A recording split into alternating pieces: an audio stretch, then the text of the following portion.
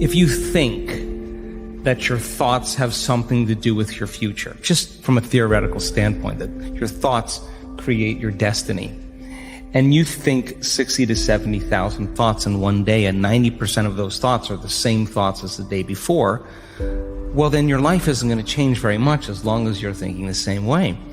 And those same thoughts lead to the same choices. The same choices lead to the same behaviors.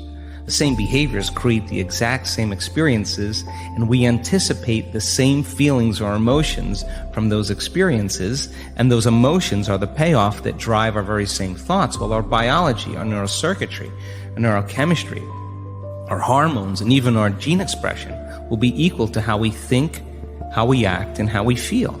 And how we think, how we act, and how we feel is called our personality. And our personality creates our personal reality. That's it.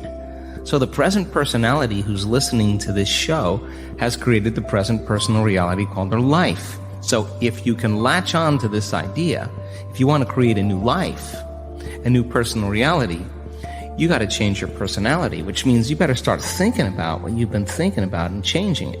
You begin to become conscious of your unconscious actions or habits or behaviors and modify them. And then we have to begin to look at the emotions that we live by every single day that keep us connected to the past and decide, do these emotions belong in our future? So most people are trying to create a new personal reality as the same personality, and it doesn't work. You literally have to become someone else. So the principle in neuroscience says that nerve cells that fire together wire together. You keep thinking the same way, making the same choices, demonstrating the same habits, creating the same experiences that stamp the same networks of neurons into the same patterns, all for the familiar feeling called you. And you do that for 10 years on end. You're going to begin to hardwire certain patterns in your brain that becomes your identity. And by the time we're 35 years old, it kind of becomes fixed, right? And psychology used to say that you can't change that, but we now know that you can. So then that kind of box in the brain, that is the habit of ourselves. It's we're 95% of the time running a series of programs. So then sitting and doing the work, we have to become disentangled from those programs. And so the moment you decide to do something differently or make a new choice, what most people don't want to face is that discomfort.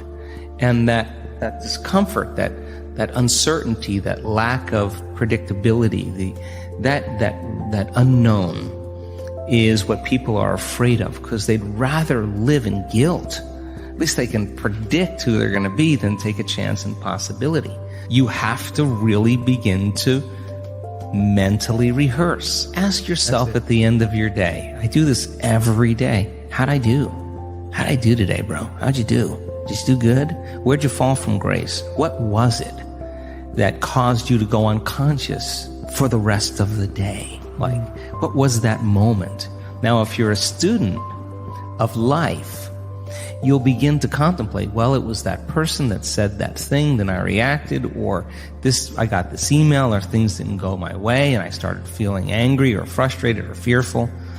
The next time that happens, how could I evolve my experience? Now, you may have to search for some answers of the best model to build, or you may actually have a long contemplation and start to go, God, the next time that happens, I think I'm going to do this, or I'm going to do that, or I'm going to plan my behaviors. And the act of closing your eyes and rehearsing what you're going to do begins to install the neurological hardware in your brain to look like you already did it. Now the brain is no longer a record of the past. Now it's a map to the future. And if you keep installing that hardware, the hardware will become a software program, which means you'll just start acting like a happy person. Why? There's no magic there. You installed the circuitry. So that's more important than the news. Right. It's more important than answering any email or any text. If you can begin to just think about how you're going to do it differently, that's the building process neurologically already.